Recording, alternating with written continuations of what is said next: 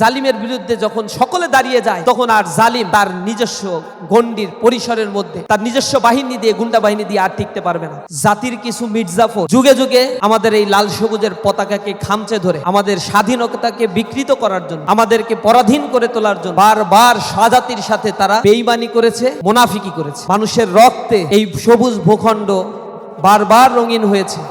রক্ত দিয়া আজাদির সন্তানেরা গোলামীর জিনজির থেকে মুক্ত হয়ে নিজেদেরকে স্বনির্ভরশীল আত্মপ্রত্যয় হিসেবে গড়ে তোলার জন্য চেষ্টা করেছে। কিন্তু সাংস্কৃতিক দাসত্ব, অর্থনৈতিক গোলামি, রাজনৈতিক প্রভুত্বের কাছে বারবার কিছু স্বার্থলোভী, স্বার্থান্বেষী মহল তারা নিজেদের মস্তিষ্ককে বিকৃত করে ফেলেছে। চাঁদাবাজি, লুটেরাজ, সম্পদের পাহাড় তৈরি করা, নিজেদের আলিশান জীবনযাপন করার জন্য এই ভূখণ্ডকে তারা পরাধীন করে তুলেছে। লক্ষ লক্ষ মানুষকে তারা, এ জাতির মানুষগুলোকে তারা বিপর্যস্ত করেছে। আপনারা লক্ষ্য করবেন, এই অংশে যখন ব্রিটিশরা এসেছিল, ব্রিটিশরা 190 বছর আমাদেরকে পরাধীন করে রেখেছিল। যাদের মাধ্যমে এই পরাধীনতা তারা তৈরি করেছিল তারা ছিল এই বাংলারই মানুষ। এই বাংলার রূপ রস গন্ধে বেড়ে ওঠা, এই বাংলার সুবিধাভোগী কিছু স্বার্থান্বেষী, যাদেরকে আমরা মির্জাফর বলি, ঘসেরি বেগম বলি, উর্মি চাঁদ বলি, রায় দুর্লভ বলি, এই মানুষগুলো এই স্বদেশেরই মানুষ ছিল। এরা সিরাজউদ্দৌলার আপন লোক ছিল, শাসক গোষ্ঠীর আশেপাশে থাকতো, সেনাবাহিনীর প্রধান ছিল, অর্থ মন্ত্রণালয়ের দায়িত্বে ছিল। এই মানুষগুলো তাদের স্বার্থের লোভের কারণে 190 বছর এই ভূখণ্ডের মানুষদেরকে গোলামীর জিনজিরে আবদ্ধ করে রেখেছিল। তারা মুর্শিদাবাদকে ফাঁকা করে দিয়েছিল, তারা ঢাকা নগরীকে দারিদ্রতার শীর্ষে নিয়ে গিয়েছিল, আর গড়ে তুলেছিল কলকাতা নগরী, কলকাতা বন্দর। এভাবে করে একটা জাতিকে দীর্ঘ সময় ধরে পরাধীন করে ভিক্ষাবৃত্তির একটা জাতিতে পরিণত করেছিল। সে জায়গা থেকে সাংস্কৃতিক গোলামির জন্য যারা তাদের গোলাম হয়ে গিয়েছিল, ন্যারেটিভ বয়ান উৎপাদন করেছিল, জাতির মধ্যে তারা বিভক্তি তৈরি করেছিল, বিভাজন তৈরি করেছিল। জাতি যাতে সামনের দিকে এগিয়ে যেতে না পারে তাদেরকে পেছনে খামচে ধরে টেনে নিয়ে আসার জন্য বারবার 71-এর ন্যারেটিভ, বারবার তারা রাজাকার, আলবদর, আশামস নিয়ে এসে এদেশের জন্মগ্রহণকারী এদেশের সন্তানদেরকে তারা শতদা বিভক্ত করে ফেলেছিল। আমাদেরকে বলেছে আমরা রাজাকার, আমাদের বলেছে আমরা আলবদর, আমরা নাকি আশামস, আমরা নাকি স্বাধীনতা বিরোধী। অথচ হিসেব করলে দেখা যায় হাজার হাজার কোটি টাকা জনগণের কষ্টার্জিত ব্যাংকের টাকাগুলো লোপাট করে বিদেশে তারা পাচার করেছে। তাদের কোনো সন্তান বাংলাদেশে পড়াশোনা করে না, তাদের একটা হাঁপানি হলেও সিঙ্গাপুরে যেয়ে চিকিৎসা নিতে হয়। তারা আবার আমাদেরকে বলে আমরা নাকি রাজাকার ছিলাম।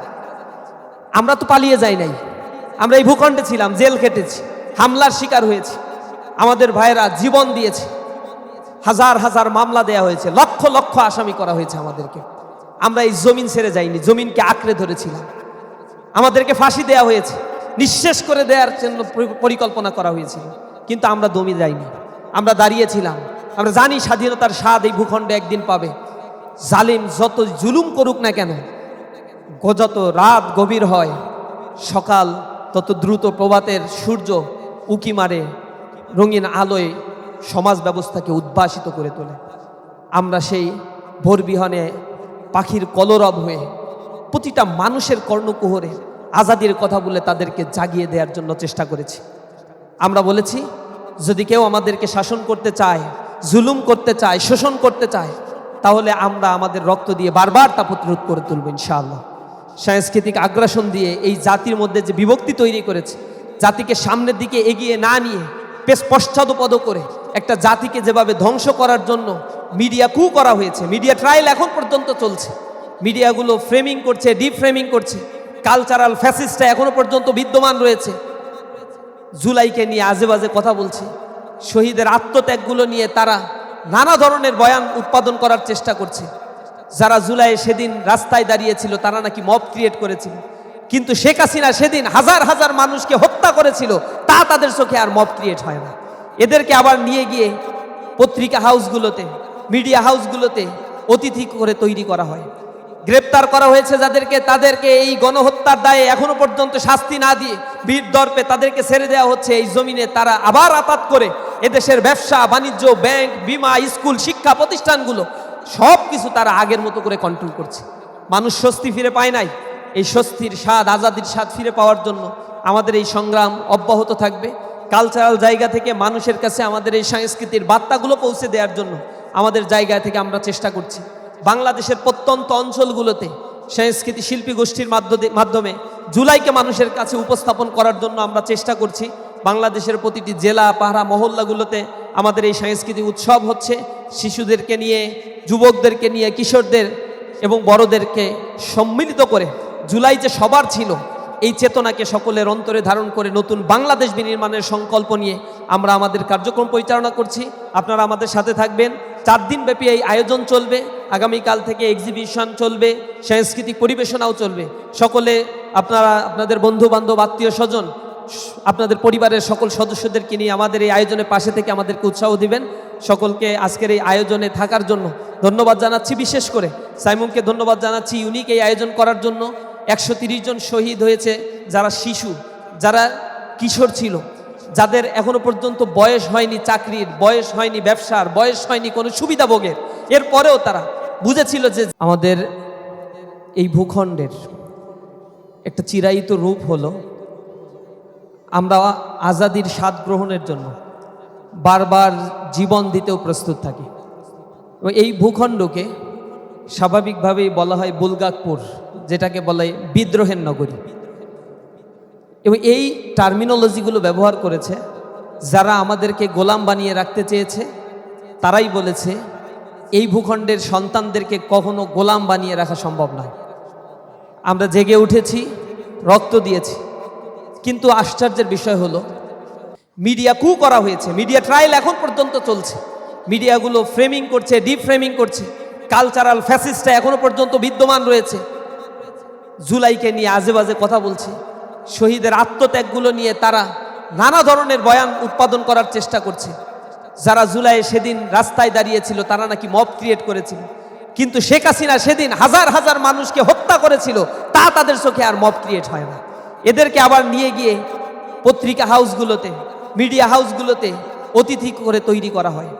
গ্রেপ্তার করা হয়েছে যাদেরকে, তাদেরকে এই গণহত্যার দায়ে এখনো পর্যন্ত শাস্তি না দিয়ে বীর দর্পে তাদেরকে ছেড়ে দেওয়া হচ্ছে। এই জমিনে তারা আবার আঘাত করে এদেশের ব্যবসা বাণিজ্য, ব্যাংক, বিমা, স্কুল, শিক্ষা প্রতিষ্ঠানগুলো সব কিছু তারা আগের মতো করে কন্ট্রোল করছে। মানুষ স্বস্তি ফিরে পায় নাই। এই স্বস্তির স্বাদ, আজাদির স্বাদ ফিরে পাওয়ার জন্য আমাদের এই সংগ্রাম অব্যাহত থাকবে। কালচারাল জায়গা থেকে মানুষের কাছে আমাদের এই সাংস্কৃতিক বার্তাগুলো পৌঁছে দেওয়ার জন্য আমাদের জায়গা থেকে আমরা চেষ্টা করছি। বাংলাদেশের প্রত্যন্ত অঞ্চলগুলোতে সংস্কৃতি শিল্পী গোষ্ঠীর মাধ্যমে জুলাইকে মানুষের কাছে উপস্থাপন করার জন্য আমরা চেষ্টা করছি। বাংলাদেশের প্রতিটি জেলা, পাহাড়া, মহল্লাগুলোতে আমাদের এই সাংস্কৃতিক উৎসব হচ্ছে। শিশুদেরকে নিয়ে, যুবকদেরকে নিয়ে, কিশোরদের এবং বড়দেরকে সম্মিলিত করে জুলাই যে সবার ছিল, এই চেতনাকে সকলের অন্তরে ধারণ করে নতুন বাংলাদেশ বিনির্মাণের সংকল্প নিয়ে আমরা আমাদের কার্যক্রম পরিচালনা করছি। আপনারা আমাদের সাথে থাকবেন। 4 দিনব্যাপী এই আয়োজন চলবে। আগামীকাল থেকে এক্সিবিশন চলবে, সাংস্কৃতিক পরিবেশনাও চলবে। সকলে আপনারা আপনাদের বন্ধু বান্ধব, আত্মীয় স্বজন, আপনাদের পরিবারের সকল সদস্যদেরকে নিয়ে আমাদের এই আয়োজনের পাশে থেকে আমাদেরকে উৎসাহ দিবেন। সকলকে আজকের এই আয়োজনে থাকার জন্য ধন্যবাদ জানাচ্ছি। বিশেষ করে সাইমুমকে ধন্যবাদ জানাচ্ছি ইউনিক এই আয়োজন করার জন্য।